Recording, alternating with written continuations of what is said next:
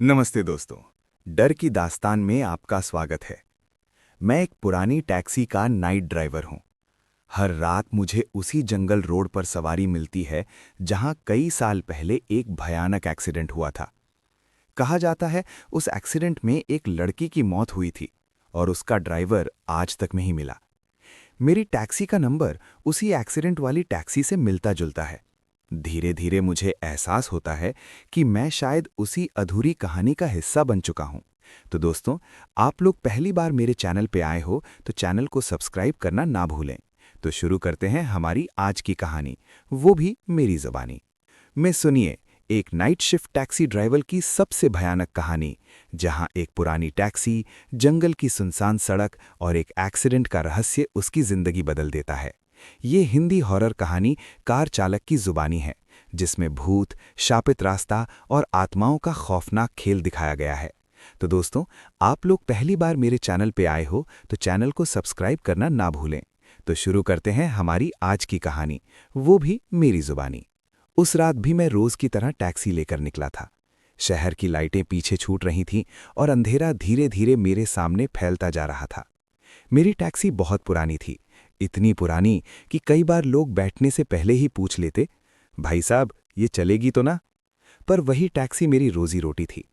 मेरा नाम कोई जानता नहीं, और सच कहूं तो मैं खुद भी अपनी जिंदगी को ज्यादा याद नहीं रखना चाहता। रात की शिफ्ट इसलिए चुनी थी क्योंकि दिन में लोगों की भीड़, शोर और सवाल मुझे परेशान करते थे। रात में बस मैं, सड़क और मेरी टैक्सी। उस रात करीब 12 बजे रेडियो पर अचानक आवाज आई, सभी ड्राइवर ध्यान दें, जंगल रोड से जाने से बचें। आवाज अधूरी रह गई। रेडियो अपने आप बंद हो गया। मैंने झुंझलाकर स्विच ऑफ किया और टैक्सी मोड़ ली। उसी वक्त पीछे से किसी ने कांच पर हल्की सी थपकी दी। मैं चौंका। इतनी रात इस सुनसान स्टैंड पर। पीछे मुड़कर देखा तो एक लड़की खड़ी थी। सफेद सलवार कमीज, बाल खुले हुए, चेहरा बहुत शांत, लेकिन आंखों में अजीब सी उदासी। जंगल रोड तक चलेंगे? उसने धीमी आवाज में पूछा। मेरा दिल एक पल को रुक सा गया। जंगल रोड, वही सड़क जिसके बारे में लोग तरह तरह की बातें करते थे। इतनी रात वहां? मैंने हिम्मत करके पूछा। वो हल्की सी मुस्कुराई। हां, वहीं। पता नहीं क्यों मैं मना नहीं कर पाया। दरवाजा खोल दिया। वो पीछे बैठ गई। दरवाजा अपने आप बंद हो गया, बिना किसी आवाज के। मैंने शीशे में देखा, वो खिड़की के बाहर अंधेरे को देख रही थी। टैक्सी आगे बढ़ चली। कुछ देर तक सन्नाटा रहा, बस इंजन की घड़घड़ाहट और बाहर से टकराती हवा की आवाज। आप रोज इस रास्ते से जाते हैं? उसने अचानक पूछा। न, आज पहली बार, मैंने झूठ बोल दिया। वो कुछ पल चुप रही, फिर बोली, इस रास्ते पर कई साल पहले एक एक्सीडेंट हुआ था। मेरे हाथ स्टीयरिंग पर कस गए। बहुत भयानक। उसकी आवाज कांप गई। टैक्सी पलट गई थी। लड़की वहीं मर गई और ड्राइवर? वो रुक गई। ड्राइवर क्या? मैंने पूछा। वो धीरे से फुसफुसाई। ड्राइवर कभी मिला ही नहीं। मेरी रीढ़ में सिहरन दौड़ गई। हम जंगल में घुस चुके थे। दोनों तरफ ऊंचे ऊंचे पेड़, ऊपर चांद भी मुश्किल से दिख रहा था। सड़क संकरी और टूटी फूटी थी। तभी मेरी नजर सड़क किनारे लगे एक पुराने बोर्ड पर पड़ी। सावधान, दुर्घटना संभावित क्षेत्र। उसके नीचे तारीख लिखी थी, और वो तारीख देखकर मेरा दिल धक से रह गया। वही तारीख जिस दिन मैंने पहली बार टैक्सी चलाना शुरू किया था। मेरे हाथ कांपने लगे। पीछे देखा, पीछे की सीट खाली थी। लड़की गायब थी। मैंने जोर से ब्रेक मारा। टैक्सी चरमरा कर रुक गई। सांस तेज चल रही थी। ये क्या था? तभी रेडियो अपने आप चालू हो गया। कर्कश आवाज में एक बूढ़ा एंकर बोल रहा था, आज पूरे 10 साल हो गए उस रहस्यमयी एक्सीडेंट को जिसमें एक लड़की की मौत हुई थी और ड्राइवर। आवाज फटने लगी। आज तक लापता है। मेरी नजर अचानक मीटर पर गई। मीटर में नंबर चमक रहा था। वही टैक्सी नंबर जो उस एक्सीडेंट में था। मेरे गले से चीख निकलते निकलते रह गई। और तभी पीछे से फिर वही आवाज आई, ड्राइवर, आपने मुझे उतारा क्यों नहीं? ड्राइवर, आपने मुझे उतारा क्यों नहीं? ये आवाज मेरे बिल्कुल कान के पास गूंजी। मेरे पूरे शरीर में जैसे बिजली दौड़ गई। मैंने घबराकर शीशे में देखा। पीछे की सीट अब फिर से भरी हुई थी। वही लड़की उसी तरह शांत बैठी थी जैसे कुछ हुआ ही ना हो। मेरे मुंह से एक शब्द भी नहीं निकला। गला सूख चुका था, जीभ जैसे लकड़ी बन गई थी। आप डर गए? उसने धीमे से पूछा। मैंने कांपते हुए कहा, तुम अभी तो। वो मेरी बात काटकर बोली, अभी तो क्या? मैं चुप हो गया। अगर मैं कह देता कि वो गायब हो गई थी तो पता नहीं क्या होता। टैक्सी फिर से चलने लगी, लेकिन अब मेरे हाथ स्टीयरिंग पर कांप रहे थे। हर मोड़ पर लग रहा था जैसे गाड़ी किसी गड्ढे में गिर जाएगी। आप जानते हैं, वो खिड़की से बाहर देखते हुए कहा। उस रात बारिश हो रही थी, बहुत तेज। मेरे दिल की धड़कन तेज हो गई। ड्राइवर बहुत थका हुआ था। लगातार 3 रातों से उसने ठीक से सोया नहीं था। मैंने धीरे से पूछा, तुम्हें तुम्हें कैसे पता? वो मेरी तरफ झुकी। पहली बार मैंने उसका चेहरा ध्यान से देखा। बहुत सुंदर, लेकिन बहुत पीला, जैसे उसमें खून ही ना हो। क्योंकि उसकी आंखें अचानक काली पड़ गईं। क्योंकि वो ड्राइवर आप ही थे। मेरे हाथ से स्टीयरिंग छूटते छूटते बचा। नहीं नहीं, ये झूठ है, मैंने चिल्लाकर कहा। मैं 10 साल पहले ड्राइवर ही नहीं था। वो हल्की सी मुस्कुराई। क्या सच में? तभी टैक्सी के सामने अचानक कुछ चमका। मैंने जोर से ब्रेक मारा। टैक्सी फिसलती हुई सड़क के किनारे रुक गई। मेरे सामने वही टूटा हुआ माइलस्टोन पड़ा था। उस पर जंग लगे अक्षरों में लिखा था, घाट मोड़ 1 किलोमीटर। मेरे दिमाग में अचानक एक झटका सा लगा। घाट मोड़, यही तो वो जगह थी जहां वो एक्सीडेंट हुआ था। मेरे सिर में तेज दर्द होने लगा। आंखों के सामने धुंध सी छा गई। और तभी यादों का सैलाब टूट पड़ा। मैं बारिश में भीगता हुआ उसी टैक्सी में बैठा था। इंजन तेज, आंखें भारी, नींद से लड़ता हुआ। पीछे की सीट पर एक लड़की बैठी थी। वही लड़की। भैया, धीरे चलाइए, उसने कहा था। लेकिन मैंने नहीं सुना। मोबाइल बजा था। मैंने एक पल के लिए नजर हटाई। और अगला मोड़, एक जोरदार धमाका, कांच टूटने की आवाज, चीख, और फिर अंधेरा। मैं हाफते हुए वर्तमान में लौटा। मेरा सिर पसीने से भीग चुका था। मुझे मुझे ये सब याद क्यों आ रहा है? लड़की की आवाज अब भारी और उदास हो गई थी। क्योंकि आज 10 साल बाद आप फिर से उसी रास्ते पर आए हैं। मेरी नज़र टैक्सी के शीशे पर पड़ी। वहां धुंध में किसी ने उंगली से लिखा था, याद करो। मेरे मुंह से सिसकारी निकल गई। मैं मैं मरा नहीं था, मैंने बुदबुदाया। वो धीरे धीरे सिर हिलाने लगी। नहीं, आप मरे नहीं थे। उसकी आवाज फुसफुसाहट में बदल गई। लेकिन उस रात आपने मुझे मरने के लिए छोड़ दिया था। मेरी आंखों में आंसू आ गए। मैं मैं बेहोश हो गया था, मुझे कुछ याद नहीं। झूठ, उसने पहली बार गुस्से में कहा। टैक्सी का रेडियो अपने आप तेज हो गया। खबर चल रही थी, एक्सीडेंट के बाद ड्राइवर को हल्की चोटें आई थी, लेकिन वो अस्पताल से गायब हो गया। मेरे कान सुन्न हो गए। मैं मैं भाग गया था। मेरे मुंह से सच निकल गया। मुझे डर लगा था, पुलिस, जेल। लड़की की आंखों से अब काला पानी टपकने लगा। और मैं, उसने चीखते हुए कहा, मैं उसी टूटी टैक्सी में फंसी रही, तड़पती रही, और आप भाग गए। अचानक टैक्सी अपने आप चलने लगी। एक्सीलरेटर जैसे किसी और ने दबा दिया हो। रुको, रोको, मैं चिल्लाया। लेकिन गाड़ी तेज होती चली गई, सीधा घाट मोड़ की तरफ। मेरे सामने वही मोड़, वही खाई। आज, लड़की की आवाज ठंडी हो गई, आज आप मुझे वहीं छोड़ेंगे जहां आपने पहली बार छोड़ा था। वो धीरे धीरे गायब होने लगी और उसकी आखिरी आवाज गूंजी, या फिर मेरे साथ नीचे चलेंगे। मेरे सामने खाई बस कुछ मीटर दूर थी।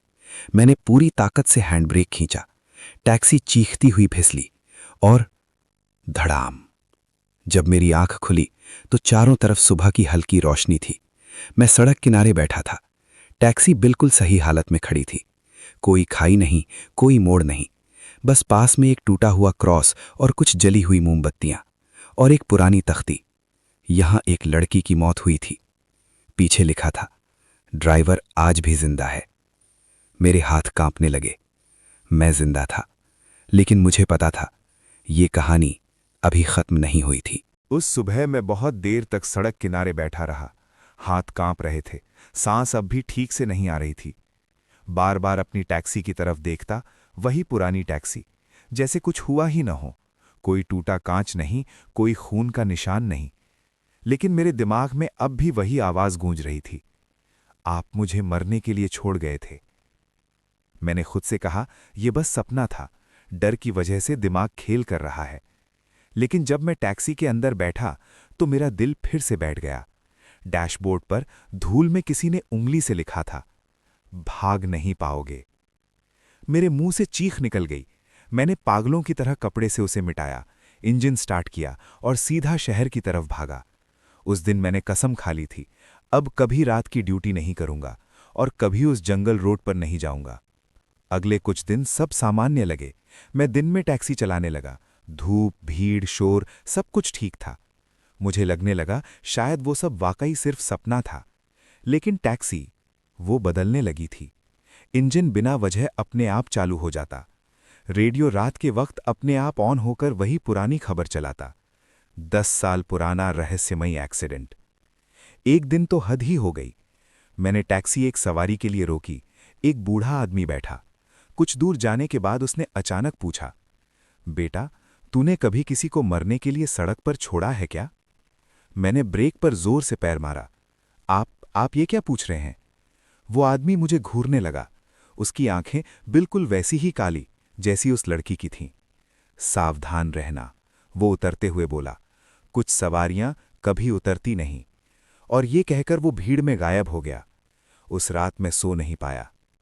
तीसरे दिन शाम को मालिक का फोन आया। अरे ड्राइवर, वो चिल्लाया, तेरी टैक्सी रात में अपने आप जंगल रोड पर घूमती पाई गई। मेरे हाथ से फोन गिरते गिरते बचा। क्या? हाँ, वो बोला। गार्ड ने देखा, बिना ड्राइवर के टैक्सी घाट मोड़ की तरफ जा रही थी। मेरा पूरा शरीर सुन्न पड़ गया। मैं उसी रात गैराज पहुंचा। टैक्सी वहीं खड़ी थी, लॉक लगी हुई। ये कैसे हो सकता है? मैंने चाबी घुमाई और रेडियो अपने आप चालू हो गया। धीमी रोती हुई आवाज आई, आज फिर चलेंगे ना? मेरी आंखों से आंसू निकल आए। छोड़ दो मुझे प्लीज। तभी पीछे की सीट से हल्की सी हंसी सुनाई दी। मैंने धीरे धीरे शीशे में देखा। पीछे वही लड़की बैठी थी। इस बार उसका चेहरा टूटा हुआ था, माथे पर खून, गर्दन टेढ़ी। डर क्यों रहे हो? वो बोली। ड्यूटी का टाइम हो गया है ड्राइवर। मैं भागकर बाहर निकल आया, लेकिन टैक्सी के दरवाजे अपने आप बंद हो गए। इंजन तेज गरजने लगा और फिर टैक्सी धीरे धीरे अपने आप आगे बढ़ने लगी, बिना मेरे। मैं सड़क पर खड़ा चीखता रह गया। अगली सुबह खबर छपी। रात को घाट मोड़ के पास एक पुरानी टैक्सी देखी गई, ड्राइवर गायब। मेरे हाथ कांपने लगे। ड्राइवर गायब? मतलब वो अब मुझे भी उसी कहानी का हिस्सा बना रही थी। मैं सीधा एक पुराने पुजारी के पास गया जो भूत प्रेत के बारे में जानता था। सब सुनकर उसने कांपती आवाज में कहा, बेटा, जिस आत्मा की मौत अधूरी इच्छा के साथ होती है, वो उसी इंसान से बंध जाती है। क्या वो मुझे मार देगी? मैंने रोते हुए पूछा। उसने सिर हिलाया। नहीं, उससे भी बुरा करेगी। क्या? वो तुझसे वही करवाएगी जो तूने उसके साथ किया था। मेरे पैरों तले जमीन खिसक गई। मतलब, उसने धीमे से कहा, वो चाहती है कि तू किसी और को उसी जगह मरने के लिए छोड़ दे। मेरे मुंह से चीख निकल गई। नहीं, मैं ऐसा नहीं कर सकता। तभी बाहर से हॉर्न बजा, मेरी टैक्सी का। मैं भागकर बाहर आया। सड़क पर मेरी टैक्सी खड़ी थी, हेडलाइट जल रही थी और पीछे की सीट पर एक नई सवारी बैठी थी, वही लड़की शीशे में मुस्कुराती हुई। चलो ड्राइवर, आज आखिरी सवारी है। मेरी टैक्सी सड़क पर खड़ी थी, जैसे मेरी ही राह देख रही हो। हेडलाइट की सफेद रोशनी में सामने की सड़क भूतिया लग रही थी और पीछे की सीट पर वो लड़की।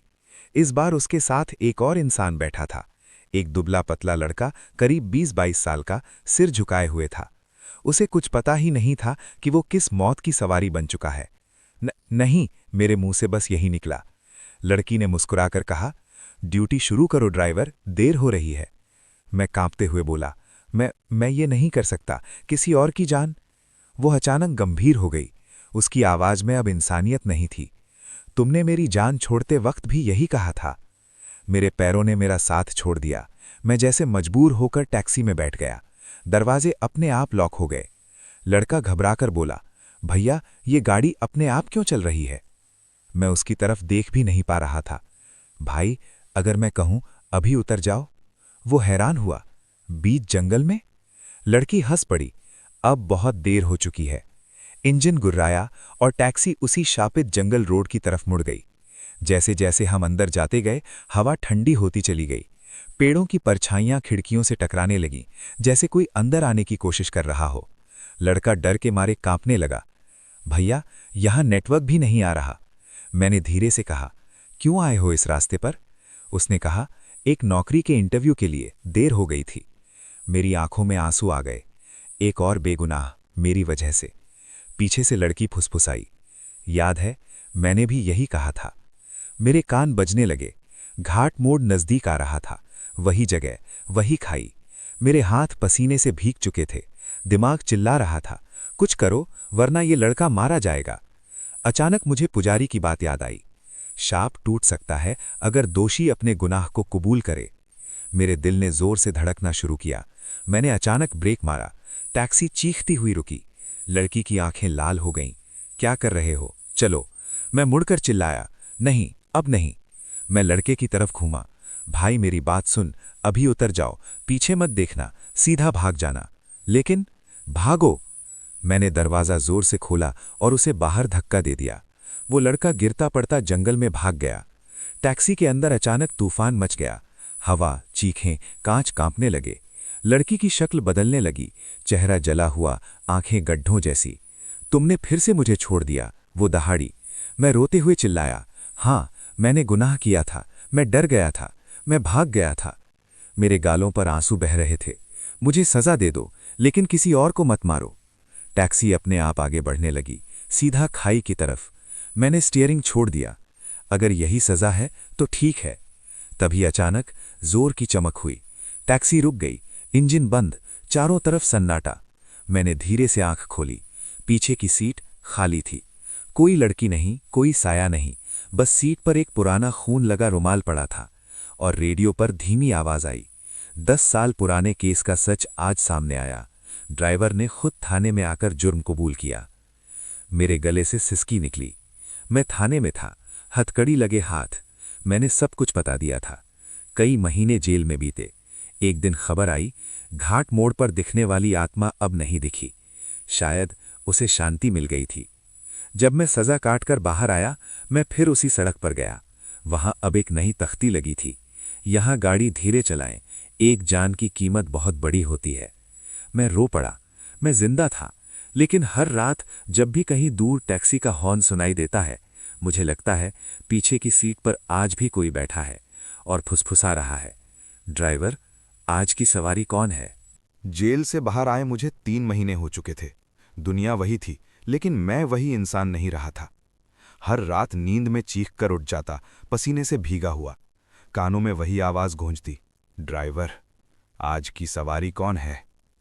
डॉक्टर कहते थे ये सब अपराध बोध का असर है, लेकिन मैं जानता था वो सपना नहीं था। मैंने टैक्सी चलाना छोड़ दिया था। अब एक छोटे से गैराज में काम करता था। तेल बदलना, टायर ठीक करना, पेट भरने के लिए काफी था और रात में सड़क से दूर रहने का बहाना भी। लेकिन मेरी टैक्सी, वो आज भी उसी गैराज के कोने में खड़ी थी, जंग लगी, धूल से भरी।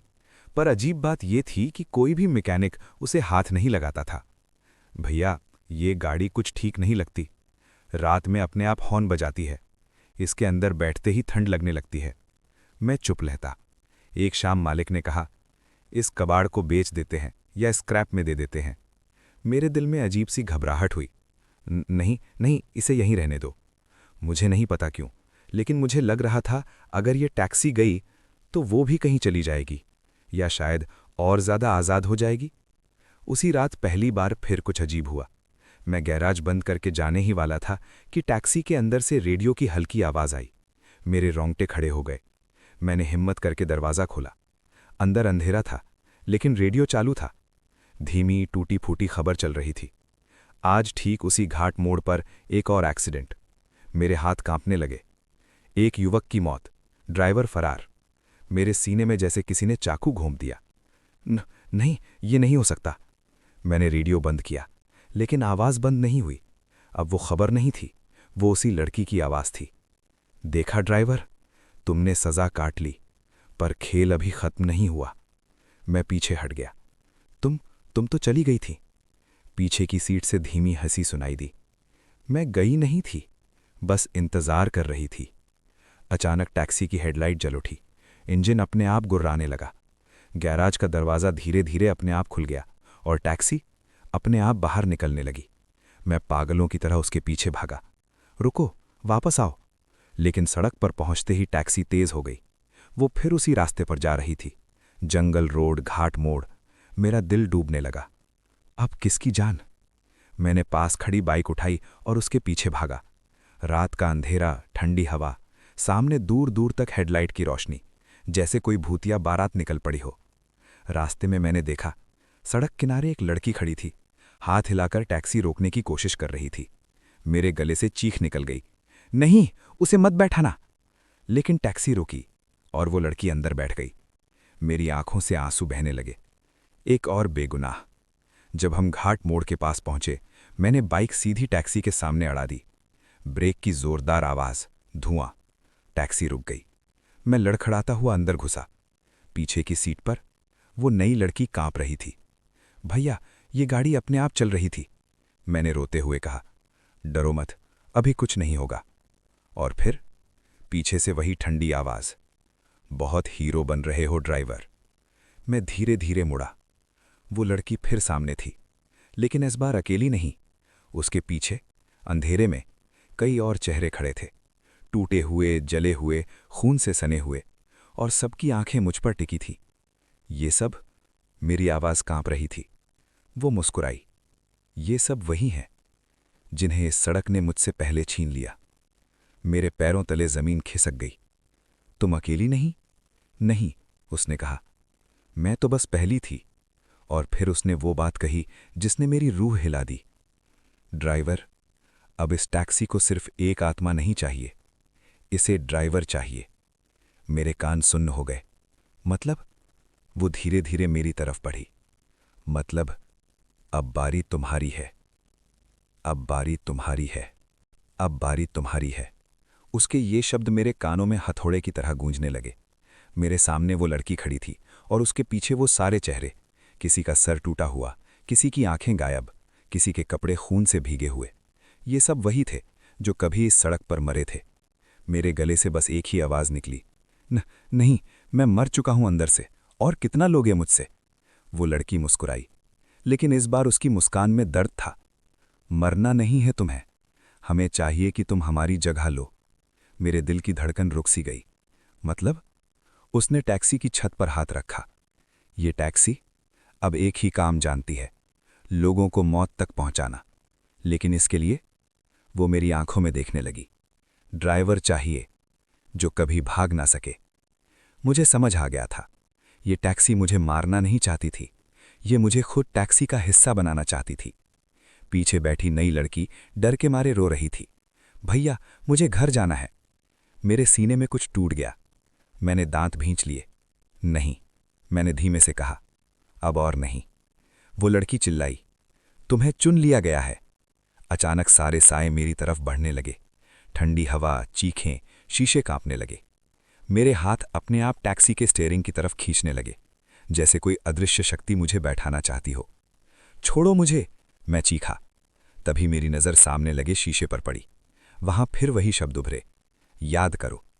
और मुझे अचानक पुजारी की एक और बात याद आई, जो वो जाते जाते कही थी, अगर कभी आत्माएं तुझे खींचें तो उस जगह वापस जाना जहां गुनाह शुरू हुआ था। मेरा दिल जोर से धड़का। घाट मोड़। मैंने पूरी ताकत से चिल्लाया, अगर ड्राइवर चाहिए तो वही मिलेगा जहां सब शुरू हुआ था। मैं दौड़कर टैक्सी में बैठ गया। लड़की की आंखें चमक उठी। अच्छा, तो तुम खुद चलोगे? इंजन दहाड़ा। टैक्सी बिजली की रफ्तार से घाट मोड़ की तरफ दौड़ पड़ी। पीछे वो सारी आत्माएं चीखती हंसती साथ उड़ने लगी, जैसे मौत की बारात निकल पड़ी हो। नई लड़की सीट पकड़े रो रही थी। भैया, रोक लो, मैंने उससे कहा। आंख बंद रखो और भगवान का नाम लो। मेरे सामने वही खाई, वही मोड़, वही जगह जहां सब शुरू हुआ था। अचानक मैंने स्टीयरिंग सीधा खाई की तरफ मोड़ दिया। लड़की चीखी, तुम पागल हो गए हो? मैं जोर से चिल्लाया, हां, लेकिन आज किसी और की नहीं, सिर्फ मेरी किस्मत तय होगी। टैक्सी हवा में उछली और उसी पल मैंने हैंड ब्रेक, क्लच, सब कुछ एक साथ खींच दिया। जोरदार झटका। टैक्सी खाई के किनारे अटक कर रुक गई। आधा हिस्सा हवा में, आधा सड़क पर। चारों तरफ सन्नाटा। आत्माएं चीखने लगी, नहीं, तुम ड्राइवर बनोगे। मैं लड़खड़ाता हुआ बाहर निकला। नहीं, मैंने कांपती आवाज में कहा, आज ये टैक्सी यहीं खत्म होगी। मैंने पास पड़े पत्थर से टैक्सी की टंकी तोड़ दी और लाइटर जला दिया। लड़की की आंखों में पहली बार डर दिखा। रुको! लेकिन बहुत देर हो चुकी थी। टैक्सी आग की लपटों में घिर गई।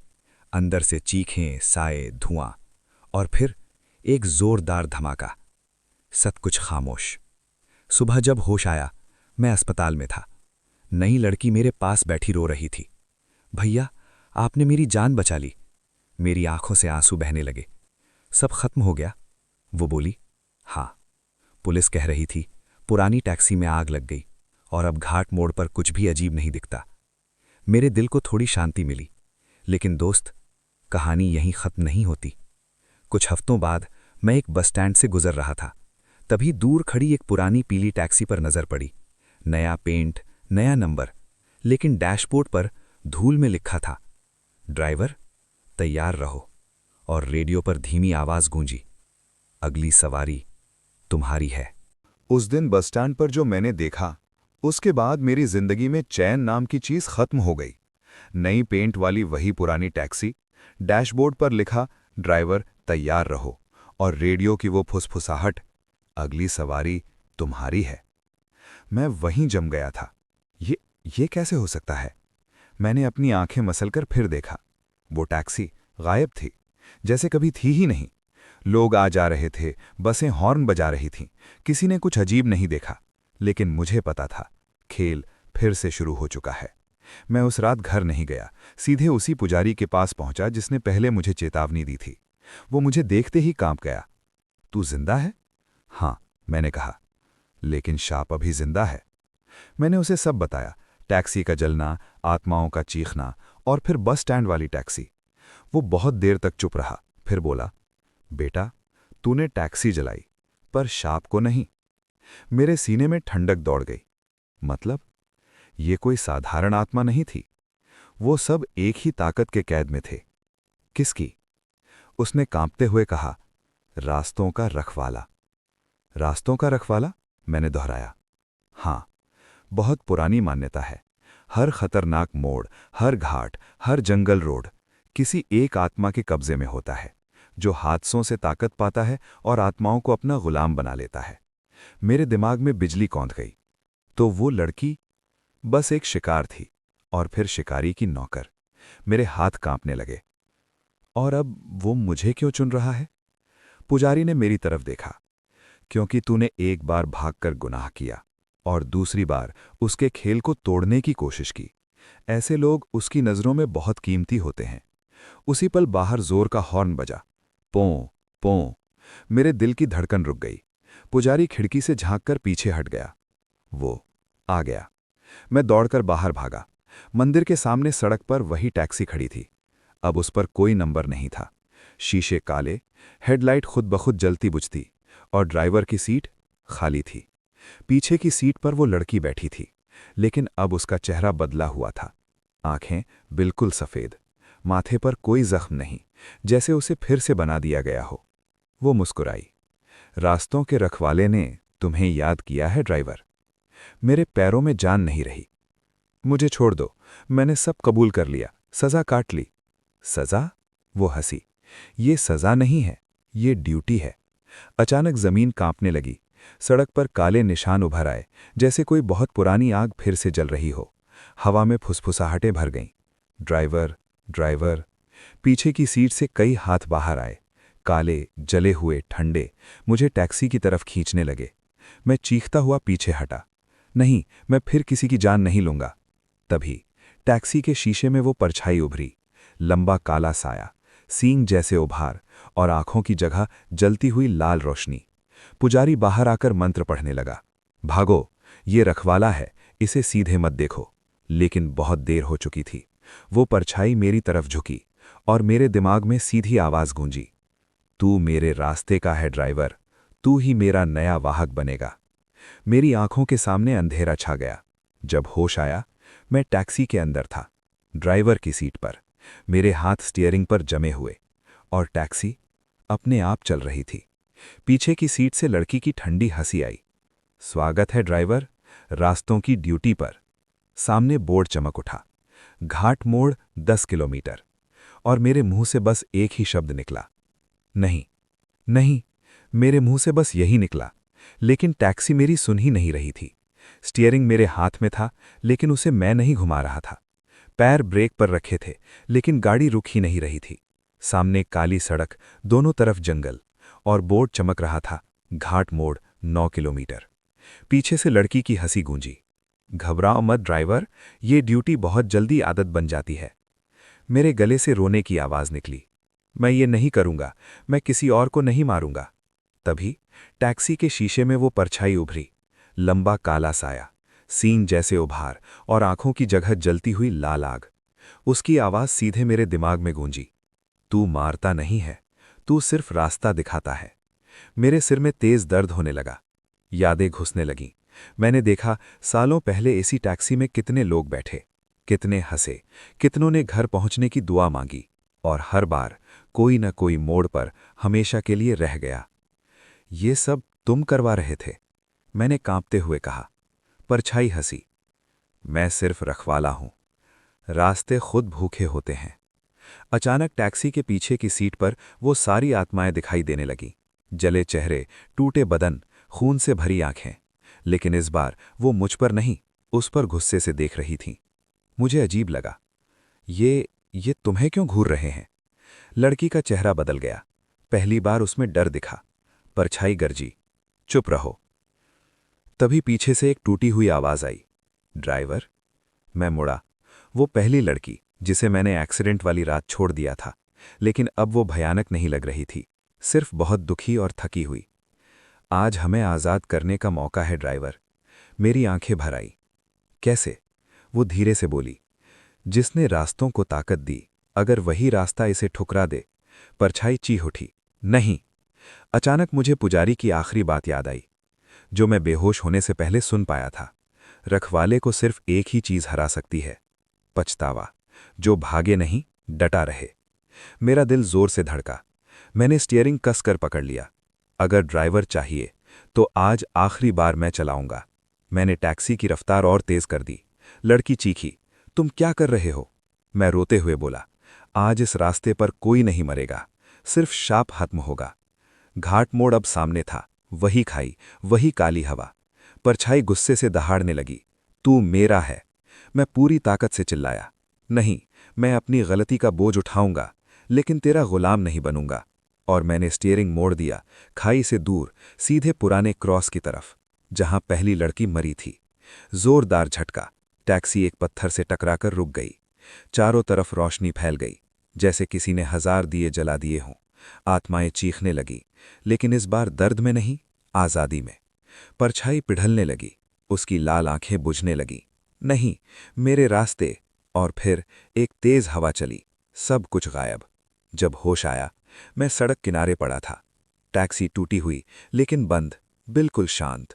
कोई आवाज नहीं, कोई साया नहीं, सिर्फ पास में वो पहली लड़की खड़ी थी, अब बिल्कुल इंसानी, मुस्कुराती हुई।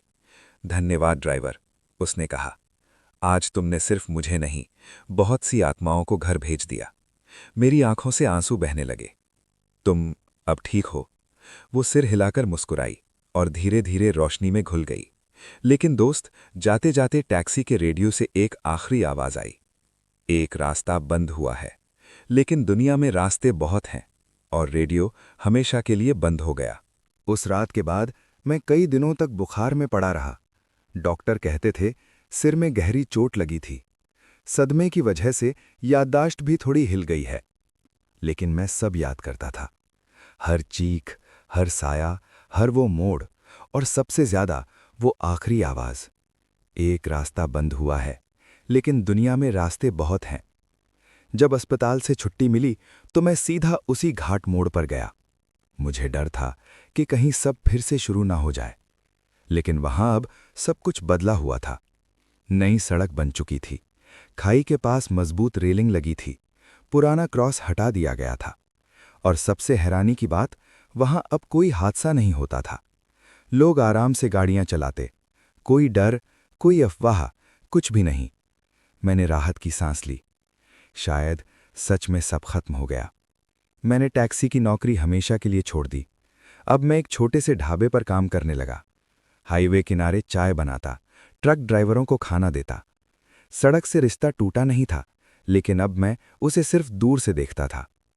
रात को जब गाड़ियां तेज रफ्तार से निकलतीं तो मेरा दिल कांप जाता, लेकिन फिर खुद को समझाता, अब कोई रखवाला नहीं, कोई शाप नहीं। करीब 6 महीने शांति में बीते। मैंने पहली बार ठीक से नींद ली। पहली बार सपने नहीं आए। मुझे लगने लगा शायद भगवान ने मुझे सच में दूसरा मौका दे दिया है। लेकिन एक रात सब बदल गया। ढाबा बंद करके मैं कमरे में सोने ही वाला था कि बाहर से एक बूढ़ा ड्राइवर आया।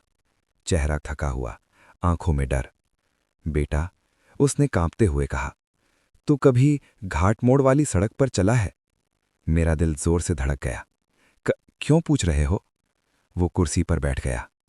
आज रात मेरी बस अपने आप मुड़ गई, एक पुराने रास्ते पर।